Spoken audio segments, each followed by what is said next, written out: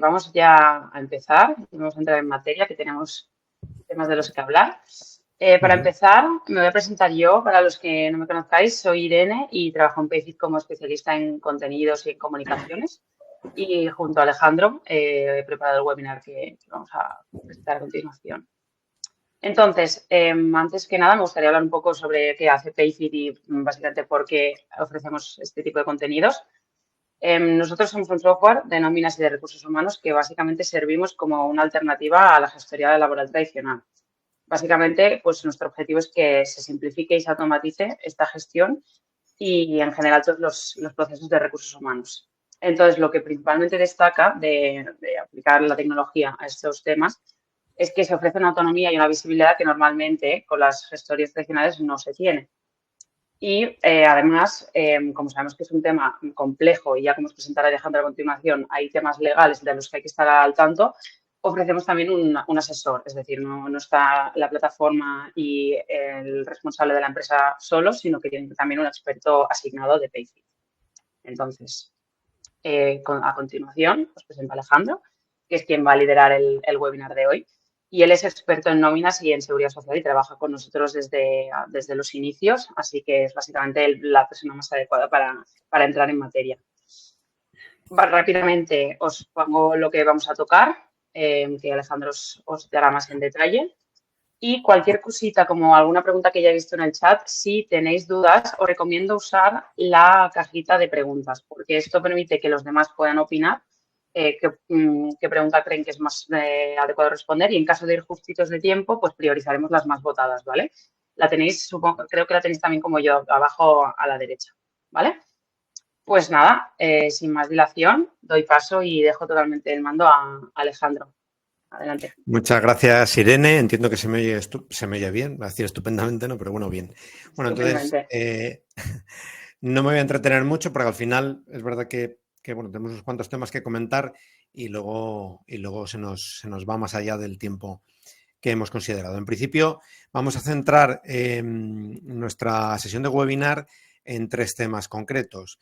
El primero es toda la reforma que ha habido en el ámbito de los incentivos a la contratación. Sabéis que a principios de año se publicó el Real Decreto Ley 1/2023, que vino precisamente a reformar pues eso, todo ese marco, iba a decir a reformar y a integrar bajo una sola norma todos los incentivos a la contratación que teníamos. En segundo lugar, vamos a analizar las novedades en el ámbito laboral también del Real Decreto Ley 5/2023, que sabéis que ha incorporado ya a nuestra normativa aspectos que contemplaba el proyecto de ley de familias, que tienen que ver fundamentalmente con el ámbito de la conciliación de la vida familiar y personal. Bueno, pues ha habido novedades que me imagino que habréis escuchado ya dentro de lo que son los permisos retribuidos, me imagino que habréis oído hablar del permiso de paternidad, bueno, o el permiso paternal, ahora hablaremos de ello un poquito. Y en último lugar, también he incorporado una novedad que apareció en el Real Decreto Ley 2/2023 relacionada con el encuadramiento y cotización a la seguridad social de las prácticas formativas de los becarios. Sabéis que, bueno, ya en la actualidad las prácticas formativas remuneradas tienen que encuadrarse en el ámbito de seguridad social dentro del régimen general y cotizan. La novedad que en principio iba a entrar en vigor con fecha 1 de octubre, pero que al final se ha retrasado hasta el 1 de enero del año que viene, es la cotización de las prácticas no remuneradas. Entonces, bueno, pues vamos a ver un poquito cómo queda el tema y de cara a este próximo enero del año 2024, pues qué responsabilidades tendremos o pasarán a tener las empresas. Bueno, pues sin más, empezamos ya con las novedades en materia de incentivos a la contratación laboral y como os decía, la norma que dio encaje a esto, que incorporó esto, fue el Real Decreto Ley 1/2023, que, bueno, que incorporaba también medidas relacionadas con la mejora de la protección social de las personas artistas, del sector de los artistas, pero bueno, vamos a centrar nuestro foco fundamentalmente en el ámbito de los incentivos a la contratación. Entonces, como digo en principio, y de esto sí que habréis oído hablar también, esta norma entró en vigor o este aspecto de la norma entró en vigor el 1 de septiembre, ¿vale? Llevamos pues un poco más de un mes, ¿no? Entonces, este Real Decreto Ley, ¿qué incorpora? Pues incorpora o habla de los incentivos destinados a promover la contratación, de medidas de impulso y mantenimiento del empleo estable y de calidad financiados mediante bonificaciones en las cuotas de seguridad social y también subvenciones públicas en materia de empleo. Aunque, insisto, vamos a centrar nuestra sesión en todo lo que tiene que ver con la contratación. Bueno, ¿cómo queda esta norma? En primer lugar, colectivos destinatarios. ¿Vale? Cuando me refiero a colectivos destinatarios, me refiero a que colectivos dentro del mercado laboral están bajo el espectro de esta norma. Es decir, ¿dónde se va a concentrar esas bonificaciones? ¿A qué colectivo se va a dirigir? Y esos están definidos en principio en el artículo 50 de la Ley de Empleo. Pero bueno, pues, ¿qué tipo de colectivos podemos tener aquí?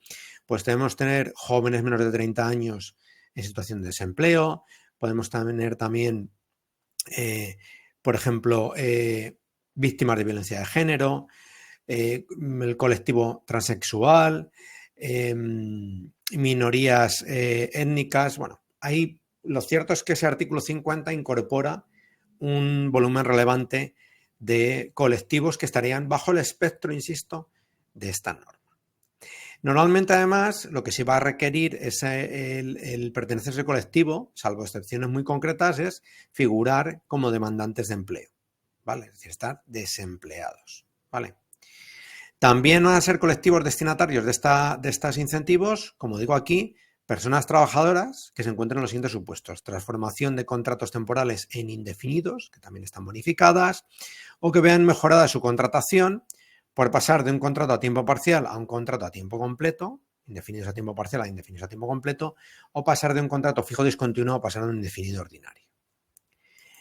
Más cosas. Dentro de los colectivos destinatarios también podemos tener como colectivos destinatarios personas trabajadoras sustituidas, ¿vale?, por motivos que tienen que ver con la conciliación. Aquí, fundamentalmente, ¿qué estamos hablando? Pues estamos hablando, por ejemplo, de madres biológicas que dan a luz, piden su descanso por maternidad, por nacimiento y cuidado al menor, y hay un sustituto. Sabéis que históricamente ese tipo de contratos de sustitución han estado bonificados, se mantienen las bonificaciones con diferencias, ya lo comentaré brevemente después, pero bueno, ese tipo de bonificación se mantienen tanto para situaciones de nacimiento y cuidado al menor como también para situaciones de riesgos derivados del embarazo durante la lactancia natural, ¿vale?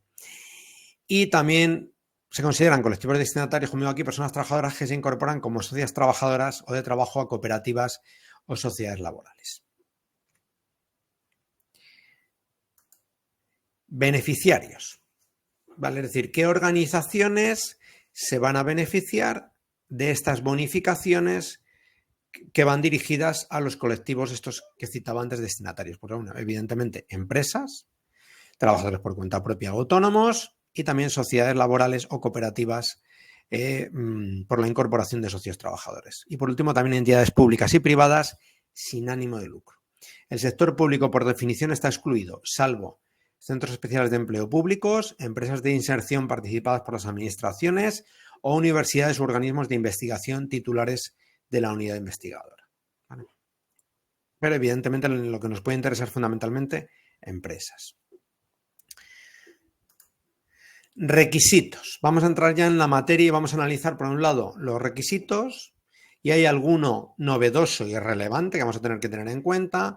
Veremos también las obligaciones de mantenimiento de empleo que hay vinculadas y demás. Entonces, en cuanto a requisitos, no cambia en esencia, insisto, salvo un último requisito que vamos a mencionar, no cambia en esencia respecto a lo que podía haber antes. Se exige pues no haber sido inhabilitados para obtener beneficios o incentivos fiscales o de la seguridad social, no haber sido excluidos del acceso de ayudas, subvenciones o bonificaciones en programas de empleo o de formación profesional para el empleo por la comisión de infracciones graves o muy graves, encontrarse al corriente en el cumplimiento de las obligaciones tributarias en la fecha en que se comunica a la tesorería el alta o la variación de datos que dé lugar a esta bonificación, teniendo en cuenta que este requisito de estar al corriente de pago de obligaciones tributarias se va a exigir durante todo el tiempo que los beneficios o incentivos permanezcan y que se considerará cumplido con la emisión de un certificado de estar al corriente de pago por parte de la agencia tributaria o de la hacienda foral, que en principio tiene un plazo, una duración de 6 meses. Es decir, en principio, de alguna manera tendríamos que cumplir con la obligación durante todo el tiempo, pero se va a verificar puntualmente cada 6 meses ese cumplimiento, ¿vale? Mediante la emisión del citado certificado. También hay que estar al corriente, evidentemente, de pago de las obligaciones en materia de seguridad social. Estas son 2 obligaciones que ya existían antes, ¿vale? La forma en que se sustancia ese cumplimiento o ese cumplimiento de las obligaciones con la seguridad social se sustancia mediante varias cosas. Primera, las empresas y demás sujetos beneficiarios tendrán que utilizar el sistema red. Bueno, esto aparece en la norma citado. Me cuesta creer que hoy en día no haya una empresa que no utilice el sistema red o el sistema red directo en su defecto, ¿vale? Segundo aspecto a tener en cuenta, la falta de ingreso en plazo reglamentario, es decir, si por alguna situación estuviéramos en situación o no estuviéramos al corriente de pago en materia de seguridad social, el que un mes concreto no estuvieras al corriente implicaría la pérdida de los beneficios correspondientes a ese mes, no en principio del resto. Es decir, si yo tengo una deuda correspondiente al mes de octubre, implicará la pérdida de bonificaciones o estos incentivos en el mes de octubre. En el momento que lo resuelva, evidentemente, podré recuperar o podré volverme a bonificar posteriormente. Y por último, menciono también que cuando por causa no imputable a la administración los beneficios en la cotización no se hubieran deducido, podemos pensar incluso que se trata de un error de la propia empresa, podrá solicitarse el reintegro de los mismos en el plazo de 3 meses. ¿Vale? Es decir, que si por algún error, descuido, no nos bonificamos y no es imputable, evidentemente, esa pérdida a la administración, tenemos 3 meses para recurrir. Y por último, y esto es novedoso lo que os decía, se exige para poder beneficiarnos de estos incentivos en materia de contratación contar con el correspondiente plan de igualdad en el caso de empresas que estén obligadas legal y convencionalmente a su implantación. Sabéis que el plan de igualdad en principio es obligatorio para aquellas empresas que tengan 50 o más trabajadores. También es obligatorio cuando el convenio colectivo así lo determine, el convenio colectivo fundamentalmente sectorial o de empresa, o cuando la inspección de trabajo o los propios tribunales impongan a las empresas el tener ese plan de igualdad. Entonces, en el caso de tener obligación, insisto, tener plan de igualdad, para poder beneficiarnos de estos incentivos, debemos contar con ello. ¿Vale? Sabéis, me imagino que habréis visto en las noticias que a día de hoy el porcentaje de empresas con obligación legal de tener un plan de igualdad que no lo tienen todavía es bastante elevado. Y además contar con un plan de igualdad implica tenerlo registrado en el RESCON, es decir, que ya hayas efectuado ese trámite de registro ante la Comisión Nacional de Convenios Colectivos, creo que se llama el organismo. ¿Vale? Con lo cual, este sí que puede ser un elemento limitador relevante o un elemento incentivador, ¿no? A la hora de bueno, pues cumplir con este requisito para poder beneficiarnos de las correspondientes bonificaciones. Bien, hay otro requisito, ¿vale? Lo que por ejemplo es un requisito que te van a exigir en el momento en el que solicites este incentivo o comiences a aplicártelo, sino que se va a exigir a futuro, que es la obligación de mantenimiento de empleo. Entonces, lo que dice la norma es que las bonificaciones a la contratación laboral indefinida, incluida la transformación de contratos y por la incorporación con carácter indefinido como personas socias trabajadoras o de trabajo de cooperativas, es decir, en la práctica estamos exigiendo para bonificarnos lo siguiente. El beneficiario debe mantener a la persona destinataria, es decir, a la persona que da lugar a esa bonificación, en alta o en situación asimilada al alta con obligación de cotizar en el régimen de seguridad social correspondiente al menos durante 3 años desde la fecha de inicio del contrato, desde la fecha de transformación del contrato, desde la fecha de incorporación. ¿Vale? Entonces, insisto, si yo contrato a una persona menor de 30 años, me puedo beneficiar de este incentivo a la contratación y cumplo todos los requisitos que acabamos de ver. Adicionalmente, tendré que mantener a la persona destinataria en alta o asimilada al alta cotizando a la seguridad social, es decir, en el fondo, cotizando durante al menos 3 años.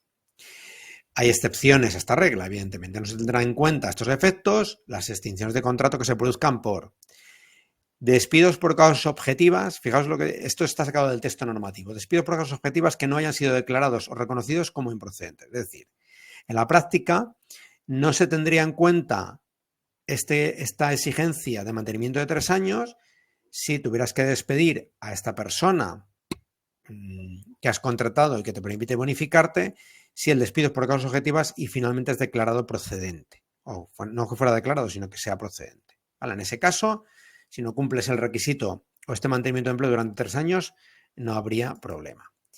Más excepciones, despidos disciplinarios que no hayan sido declarados o reconocidos como improcedentes. Es decir, que si yo despido a un empleado del que me estoy bonificando y el despido es procedente, es un despido disciplinario procedente, perfecto.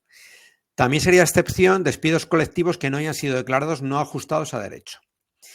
Dimisión, jubilación, muerte o incapacidad permanente total, absoluta o gran invalidez de las personas trabajadoras. Es decir, si yo contrato a un trabajador o a una trabajadora, me bonifico y antes de cumplir los 3 años, por alguna causa desgraciada, esa persona es baja voluntaria, bueno, eso no sería desgracia, simplemente que sea baja voluntaria, o se jubila, o fallece, o se le declara incapacitado, una incapacidad permanente en los distintos grados, total, absoluta, gran invalidez, en principio ese requisito de los 3 años no sería exigible. Tampoco si se produce la resolución del contrato durante el periodo de prueba. Y tampoco en la jubilación, muerte, incapacidad permanente total, absoluta o gran invalidez del empresario. En estos casos, y creo que había alguno más, sí, todavía hay alguno más, en estos casos, insisto, el requisito de mantenimiento en alta o en situación similar alta durante los 3 años siguientes a la incorporación, de no cumplirse, pues no en principio no implicaría ningún tipo de responsabilidad por parte de la empresa. Más, expiración del tiempo convenido en caso de contratos formativos o de duración determinada que estén bonificados por este Real Decreto. También sería una excepción el fin del llamamiento de personas trabajadoras fijas o discontinuas de las que nos estemos bonificando. En el caso de subrogaciones, las causas legalmente establecidas o estipuladas que permitirían la resolución del contrato con carácter previo a los 3 años también serían una excepción. Y por último, también serían una excepción a esta regla pasar a prestar servicios de centros especiales de empleo a empresas ordinarias en el caso de contratos hechos con personas discapacitadas. Es decir, en todos estos casos, esa exigencia de mantenimiento de empleo durante 3 años sería salvable. Pero claro, solo en estos casos, evidentemente. Si yo despido a un trabajador del que me estoy bonificando y el despido finalmente es declarado improcedente, pues evidentemente no habría cumplido y no han pasado los 3 años, pues probablemente la consecuencia sería que tenga que devolver las bonificaciones de las que me he beneficiado. Con lo cual, bueno, pues evidentemente esto interesa tenerlo claro o tenerlo muy presente cuando vayamos a incorporar personas con contratos que nos permitan bonificarnos. Exclusiones, que eso también estaba presente en la normativa anterior. La siguiente relación laboral es de carácter especial. Artículos del Estatuto. Pues personal de alta dirección no incluido en el 1.3 del Estatuto, deportistas profesionales, el sector de artistas, es decir, actividades, lo que son artes escénicas, audiovisuales, musicales y el personal técnico a su servicio, las personas que intervengan en operaciones mercantiles por cuenta de uno o más empresarios, la de residencias para la formación de especialistas en ciencias de la salud también están excluidas de este Real Decreto, la de abogados que prestan servicios en despachos de abogados individuales o colectivos y cualquier otro trabajo que sea expresamente declarado como relación laboral de carácter especial por una ley, excepto personas trabajadoras discapacitadas en centros especiales de empleo y personas trabajadoras del servicio del hogar familiar. Digamos que están exceptuadas de esta regla. Y también mencionar la relación laboral del carácter especial de las personas penadas en instituciones penitenciarias. También estarían excluidas de la aplicación de este Real Decreto Ley. Bien, más exclusiones por la contratación del cónyuge, ascendientes, descendientes y demás parientes por consanguinidad o afinidad hasta el 2º grado, del empresario o de quien tenga el control empresarial. Es decir, en la práctica el control empresarial es cuando tienes al menos el 50% del capital social de la compañía, de la sociedad. Bueno, pues aunque hay excepciones en términos de seguridad social. Pero vamos, en principio, el cónyuge, ascendientes, descendientes y demás parientes hasta el segundo grado del empresario, empresaria o del que tenga el control empresarial, pues tampoco se podrían acoger a este tipo de bonificaciones. Y ya terminando este bloque, contrataciones con personas trabajadoras que en los 12 meses anteriores a la fecha de alta hubieran prestado servicios en la misma empresa o grupos de empresas mediante un contrato por tiempo indefinido, es decir, alguien que haya estado presente en la empresa en los 12 últimos meses mediante un contrato indefinido, no lo puedes volver a contratar y acogerte a este tipo de bonificaciones. O en los últimos 6 meses mediante un contrato de duración determinada o contrato formativo, ¿vale? Cualquiera que sea su modalidad y la duración. Es decir, no puedo en la práctica reincorporar a trabajadores que ya han estado trabajando en la empresa y beneficiarme de estas bonificaciones cuando el contrato previo era un contrato indefinido, tenemos en 12 meses, y cuando el contrato previo era un contrato temporal o formativo, en el plazo de 6 meses. Bien. Más reglas o más exclusiones. Personas trabajadoras que hayan causado baja con un contrato de trabajo indefinido para otro empleador en un plazo de 3 meses previos a la fecha del alta con el contrato incentivado. O sea, fijaos que esta regla, que creo recordar que para algunos contratos bonificados previos a este Real Decreto Ley 1 ya existía, creo recordarlo, vamos, estoy seguro, lo que significa, es decir, que yo puedo querer incorporar a un trabajador a mi empresa y acogerme a una bonificación como haya estado contratada con otro empleador mediante un contrato de trabajo indefinido en el plazo de 3 meses previos, no me puedo acoger al incentivo. Estoy excluido del ámbito de aplicación. Sí que menciona, fijaos en el último párrafo, una excepción. Esta exclusión no se aplicará cuando la finalización del contrato sea por despido improcedente o por despido colectivo. Pero sí, por ejemplo, en una baja voluntaria, por ejemplo. Sexta exclusión. Si el empleador ha extinguido o extingue contratos incentivados por despido improcedente o por despido colectivo, quedarán excluidos de los incentivos del Real Decreto Ley. Es decir, si yo extingo contratos incentivados por despido improcedente o por despido colectivo, el problema es que voy a perder derecho a esa bonificación para empleados también bonificados durante una duración, como digo aquí, de 12 meses contados a partir del reconocimiento de la declaración de improcedencia del despido o de la extinción derivada del despido colectivo. Sí.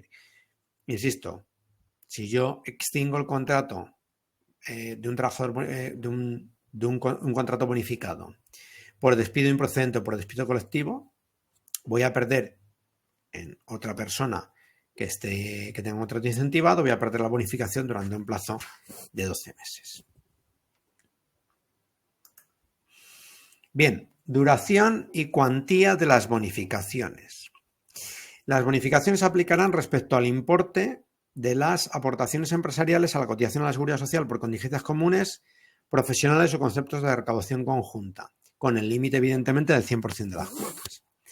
Sí que es cierto, si habéis tenido ocasión ya de echar un vistazo a las bonificaciones, que vamos a un modelo fundamentalmente de importes fijos.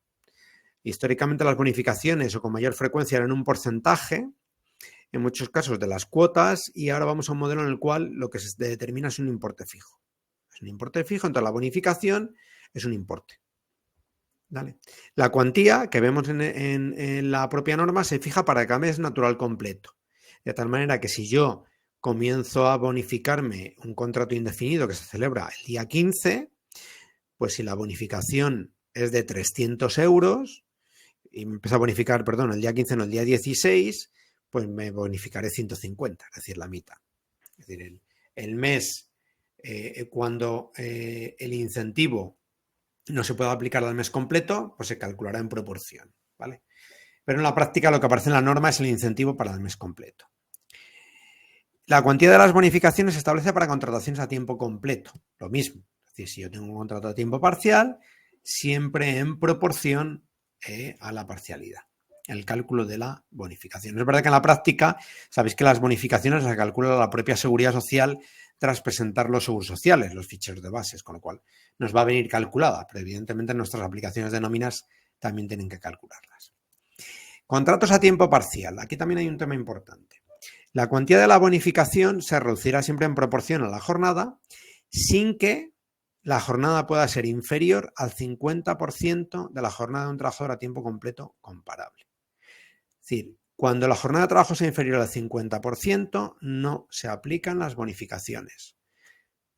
Es decir, que solo voy a poderme bonificar contratos a tiempo parcial con un porcentaje de jornada superior al 50%. Con porcentajes inferiores al 50%, yo puedo tener un trabajador que cumpla los requisitos, que cumpla las condiciones y yo a su vez cumpla los requisitos para bonificarme y no voy a poder aplicarme la bonificación. Eso sí, el tiempo que pase desde que se incorpora ese trabajador o trabajadora va a ir corriendo. Es decir, si en el fondo yo pudiera, me voy a contratar a un trabajador con un 40% de jornada y me puedo bonificar, o sea, cumplo las condiciones para bonificarme, me estoy bonificando durante todo el tiempo que el trabajador permanezca en alta, hasta que, por ejemplo, incremente la jornada, pensar que incremento la jornada, eso corre del plazo de la bonificación, ¿vale? Con lo cual, no solo es que no te puedas bonificar, sino que además el plazo de la bonificación va corriendo. Este límite del 50%, eso sí, no resultará de aplicación para contrataciones a tiempo parcial de personas con discapacidad y también en los supuestos de reducción de jornada, previstos en el 37.4, 37.6 y 37.8 del Estatuto. Es decir, así que en situaciones de reducción de jornada, la típica reducción de jornada por guarda legal, si yo como consecuencia de la reducción tengo un porcentaje de jornada inferior al 50%, sí que se podrá aplicar la bonificación. Y tampoco se aplicará a los periodos en los que las personas trabajadoras reduzcan su jornada de trabajo por el ejercicio del derecho a huelga. Es decir, si estuviéramos efectuando una huelga a tiempo parcial por horas y producto de esa reducción mi porcentaje de jornada fuera inferior al 50%, también se me podrá aplicar la bonificación. Si el contrato a tiempo parcial incentivado se transforma en contrato a tiempo completo o pasa a tener una jornada distinta, pues se mantendrán los beneficios percibiéndolos en su totalidad o recalculándose en proporción a la nueva jornada. Es decir, que yo paso de un 50% a un 70% de jornada, la bonificación se va a incrementar en la misma proporción.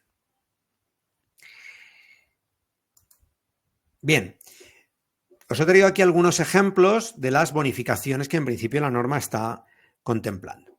¿Vale? Hay unas cuantas. El SEPE ya ha publicado una guía, no es realmente una guía, pero sí que en su página web tiene un acceso directo a una opción que te permite visualizar las posibles bonificaciones. ¿Vale? Así que yo os invito a que le echéis un vistazo. Como os decía, son bonificaciones por importes, como podéis ver aquí.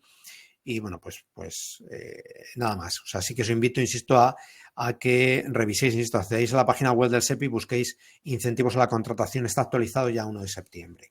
La Seguridad Social publicó en el mes de julio también un Noticias Red donde explicaba cómo se van a aplicar las bonificaciones y qué aspectos tenemos que tener en cuenta a la hora de dar de alta o hacer variaciones en el sistema red, ¿vale? O sea, también tenéis esa información accesible y en cualquier caso, pues mis compañeros de Payfit también nos van a poder facilitar o resolver cualquier duda que haya en este aspecto, ¿vale?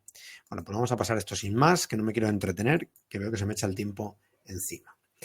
Y vamos a pasar a ver a continuación el Real Decreto Ley 5/2023, ¿vale? Que incorpora novedades en materia, como digo aquí, de conciliación de la vida familiar y la vida profesional que estaban previstas en el proyecto de ley de familias. Lo que pasa es que como hubo el adelanto electoral, la ley de familias todavía está en trámite parlamentario, están incorporando además algún cambio, por lo que he podido leer en prensa, y me imagino que ya una vez que el gobierno eche a andar, pues el proyecto de ley de familias se convertirá en ley y bueno, pues veremos también algún otro aspecto relevante en este tema. Bueno, centrándonos en lo que nos va a interesar, como os decía, este Real Decreto Ley 5/2023 fue una norma ómnibus, que se le llama, que incorporó toda una batería de novedades que afectaban desde medidas de respuesta a las consecuencias económicas y sociales de la guerra de Ucrania,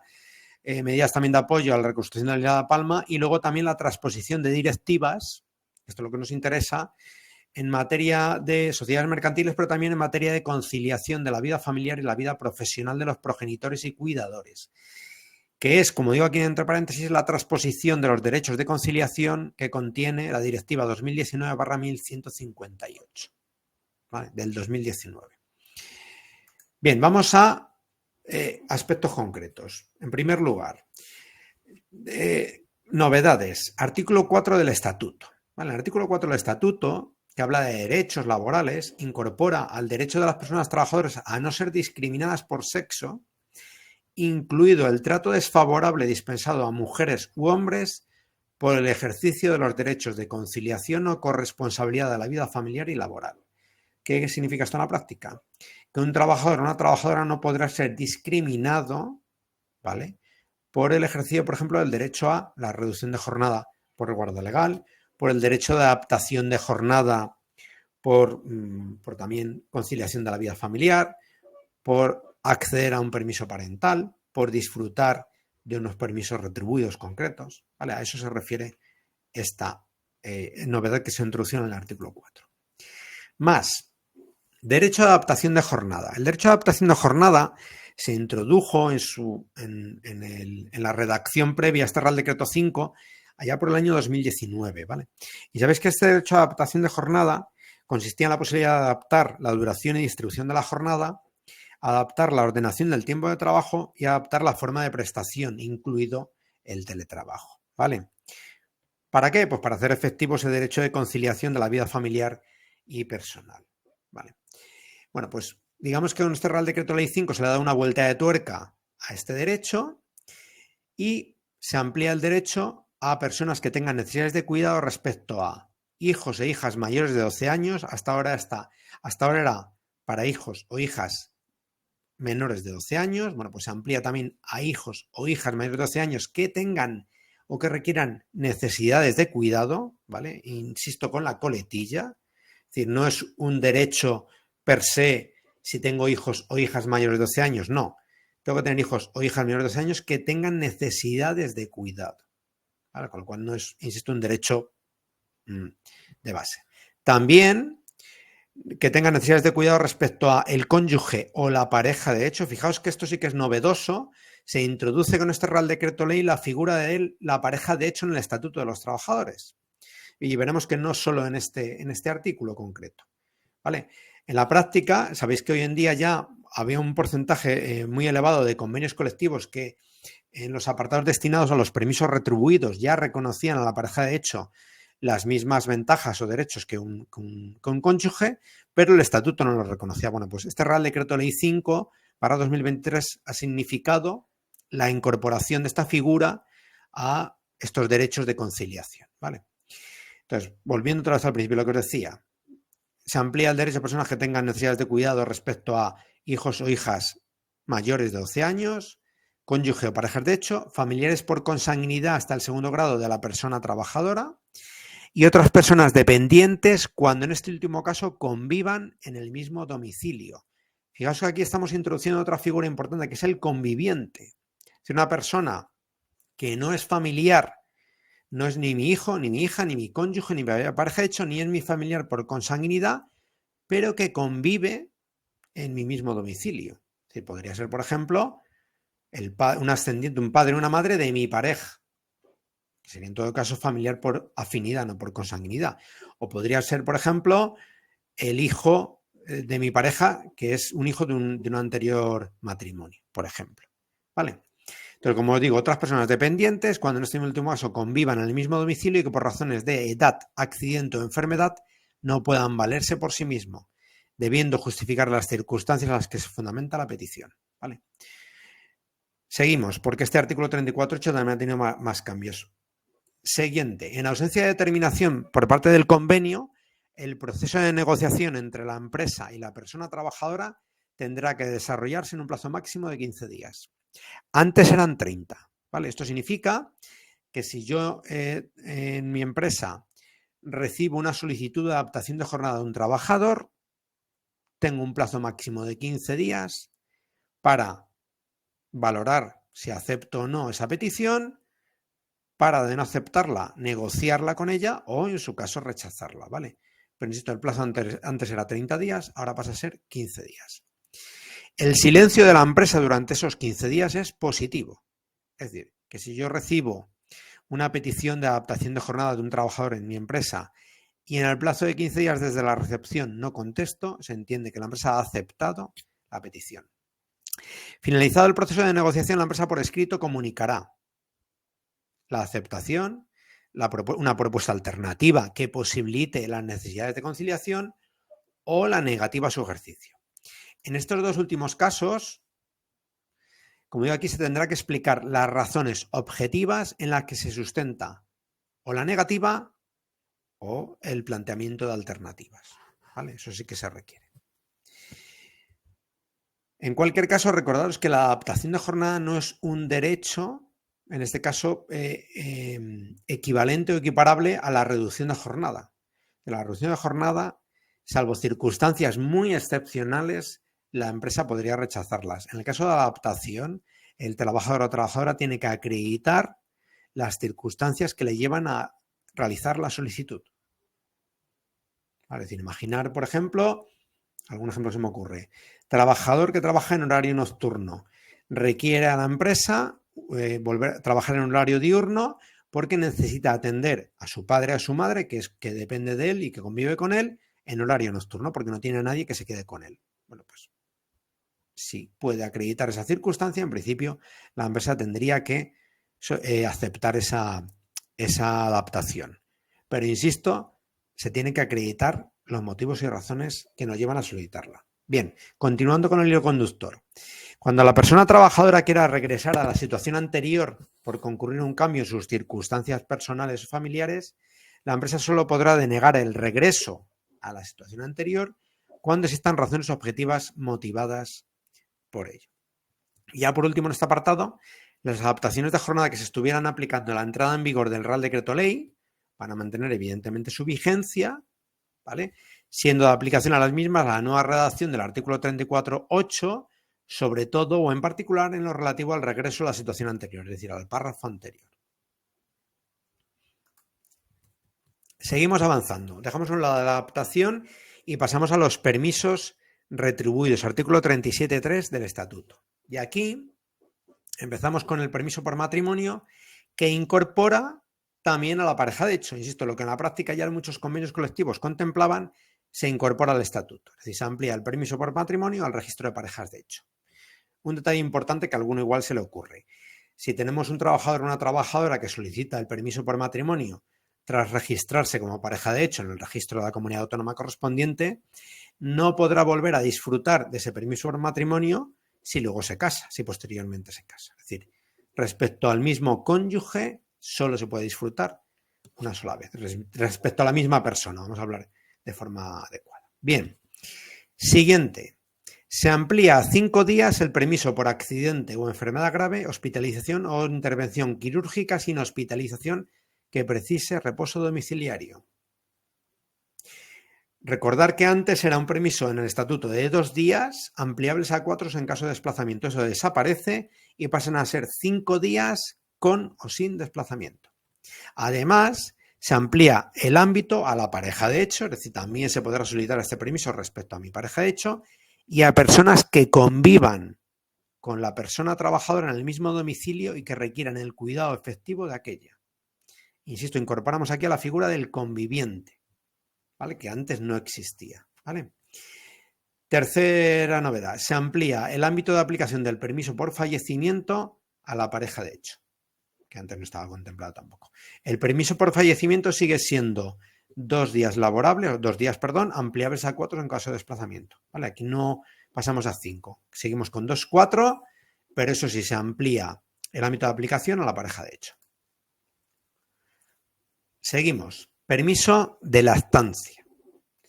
Vale, aquí estos sí que son apéndices muy concretos, ¿vale?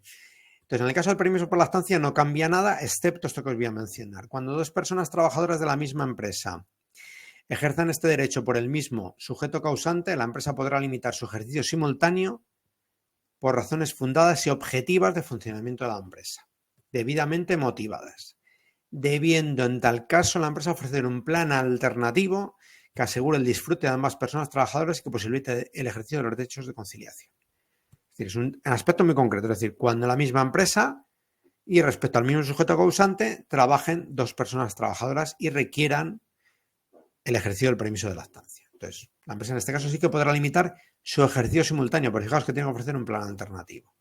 Vale, esto es lo único que cambia en el permiso de lactancia. Más, en el caso de reducción de jornada, también hay algún pequeño retoque.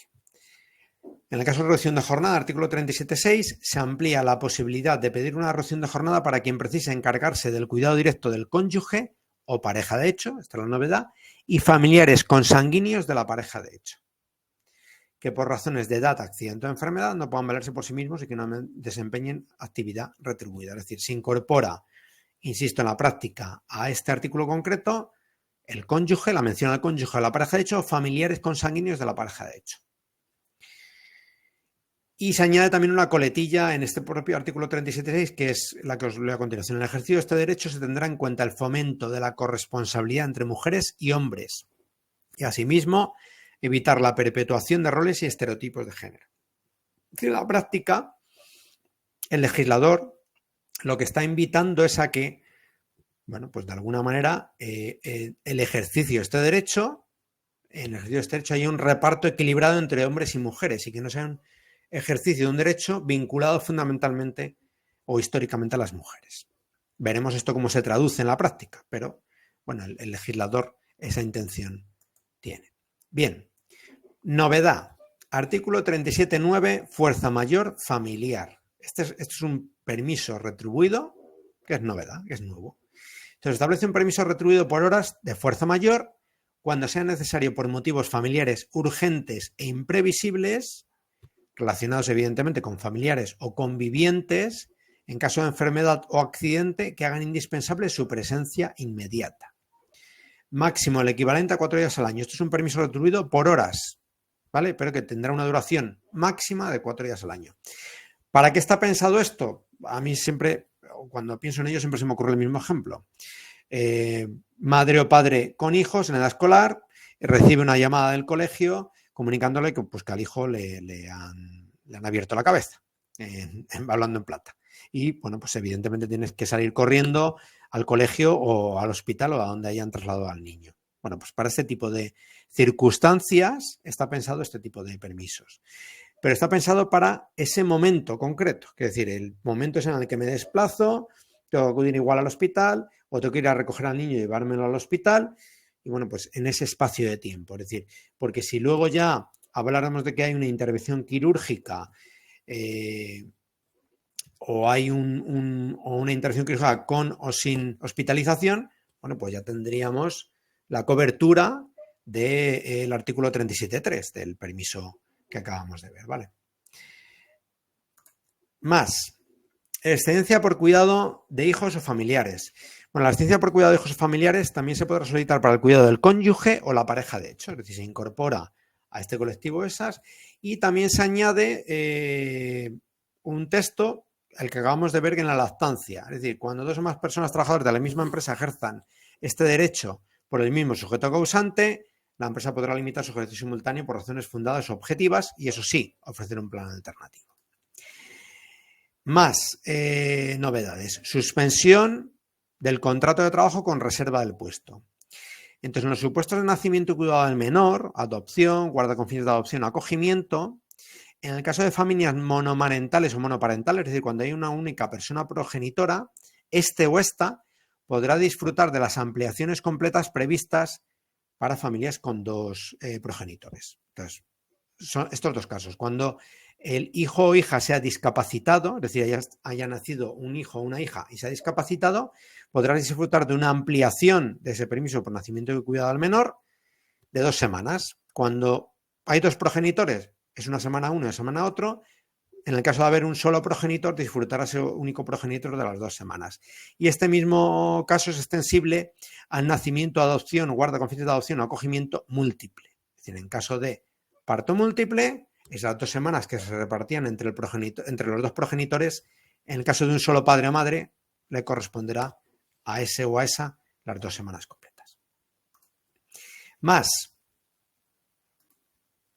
permiso parental, que esta es otra de las novedades que más impacto ha ha tenido en términos de medios de comunicación. Y está contemplado en el artículo 48 bis, que es el de las suspensiones, ahora explicaré esto, y dice, las personas trabajadoras tendrán derecho a un permiso parental para el cuidado de hijo, hija o menor acogido por tiempo superior a un año hasta el momento que el menor cumpla 8 años. Este permiso tendrá una duración superior a 8 semanas, continuas o descontinuas, o podrá disfrutarse a tiempo completo o en régimen de jornada a tiempo parcial, conforme establecido reglamentariamente.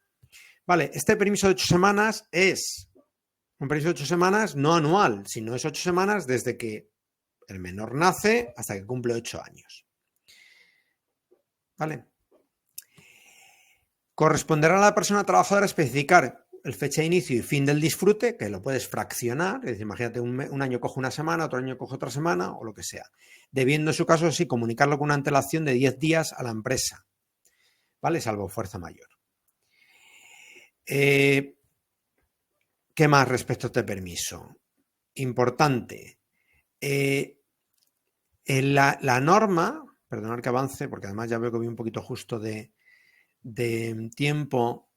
La norma habla de permiso porque es una transposición de una directiva europea, pero en los términos que está redactada y por dónde está ubicada en el estatuto, que es el artículo 48, se tiende o los legisladores, los expertos han entendido que realmente no es un permiso, sino que en la práctica va a ser una suspensión del contrato de trabajo con derecho a una prestación económica. ¿Vale? Prestación económica que formaría parte, podríamos decir, de la acción protectora de seguridad social. ¿Qué ocurre? Que está por ver cómo se articula esto. A día de hoy, de hecho, la Seguridad Social ha emitido algún comunicado informativo donde lo trata como si fuera un permiso no retribuido. ¿Vale? Pero insisto, ¿por dónde está ubicado en el estatuto? Y por dónde, por la forma en que lo están calificando, se entiende que va a ser realmente una suspensión del contrato de trabajo con derecho a prestación económica. Lo que ocurre es que en este Real Decreto Ley 5 no han mencionado nada de esto, no lo han dicho. Lo cual, bueno, pues habrá que esperar un poco a ver qué ocurre. ¿Vale? Simplemente comentaros que esto está un poco por definir todavía. Bueno, rápidamente, porque ya sí que veo que se me está echando el tiempo encima. Dos detalles rápidos. Uno, o por último, en el caso del permiso parental, el salario a tener en cuenta a efectos del cálculo de indemnizaciones por despido, por ejemplo, será el que hubiera correspondido a la persona trabajadora sin considerar la reducción de jornada. Es decir, el tiempo que yo disfrute del permiso parental, en términos de cálculos indemnizatorios, es como si hubiera estado trabajando. Y vale, dos cosas. Vale, muy rápidas. Aquí. Vale. Artículos 53 y 55 del Estatuto, que son despido por causas objetivas y despido disciplinario. Se amplía la nulidad de la decisión extintiva, ¿vale? Es decir, se amplía o se incorpora a la consideración de despido nulo las siguientes situaciones. Personas trabajadoras durante los periodos de suspensión del contrato de trabajo por disfrute del permiso parental, que si despides a un trabajador disfrutando un permiso parental, el despido o la decisión extintiva será declarada nula. Segundo, que haya solicitado uno de los permisos a los que se refiere el artículo 37.3b, permisos retribuidos, o esté disfrutando de ellos, o haya solicitado o esté disfrutando de las adaptaciones de jornada del 34.8. Así que, si yo despido a un trabajador y está disfrutando del permiso parental, esa decisión extintiva será declarada nula. Personas que hayan solicitado permisos del artículo 37.3b, retribuidos, o estén disfrutando de ellos, o hayan solicitado o estén disfrutando de adaptaciones de jornada, también serán declaradas las decisiones extintivas nulas. Y esto tanto despidos por causas objetivas como despidos disciplinarios. Y ya sin más, y ahora sí que voy a tener que correr, me temo, porque Irene la veo aparecer por aquí. Sí, tenemos que resumir esto en 5 minutitos. Sí, Alejandro. 2 minutos, Perfecto. 2 minutos.